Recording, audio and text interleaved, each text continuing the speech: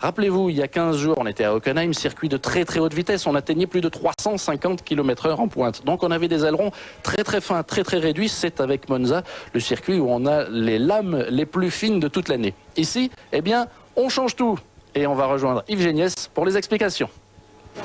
Eh bien, nous sommes chez Minardi, d'ailleurs une écurie qui progresse, avec Jean-François Saint-Ef, qui est le responsable de la voiture de Marc Géné. Oui, bonjour.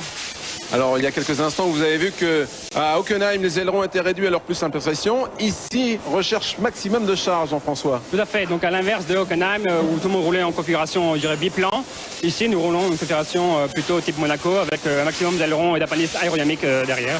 Alors, chez Benetton, on a vu, ils ont 9 ailerons. C'est eux qui en ont le plus. Vous en avez combien? On roule avec environ 7 éléments. Alors cet élément ici, une petite dérive qui est rajoutée, là, une équerre plutôt, ça sert vraiment à quoi? Tout à fait, c'est une petite équerre qui charge en fait à accroître la charge aérodynamique que procure chaque flap. Donc un petit subterfuge pour en gagner encore. Concernant la motricité, ça a un rôle essentiel sur un circuit tortueux, poussiéreux à souhait. Comment est-ce qu'on gagne aussi? Et on travaille principalement sur deux éléments, la pression des pneumatiques et les petits réglages de différentiel. Alors petit réglage de différentiel, il est caché bien évidemment ici avec une boîte secrète. On progresse sur la voiture avec une dérive ici latérale qui est très importante et qui varie en fonction des voitures. Mais elle sert réellement à quoi?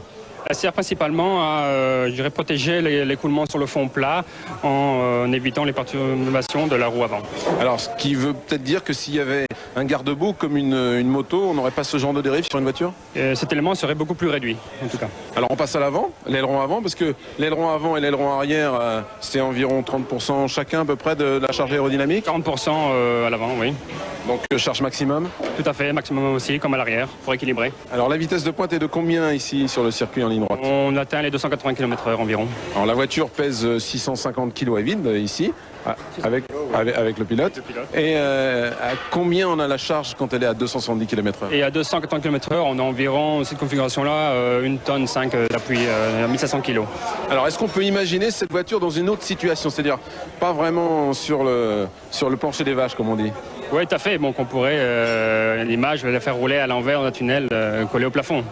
Ce qui veut dire qu'elle serait bien accrochée au plafond la voiture à 270 km/h. Vous imaginez la tête du pilote. Voilà, ce sont pour les dernières informations techniques pour Hungaroring.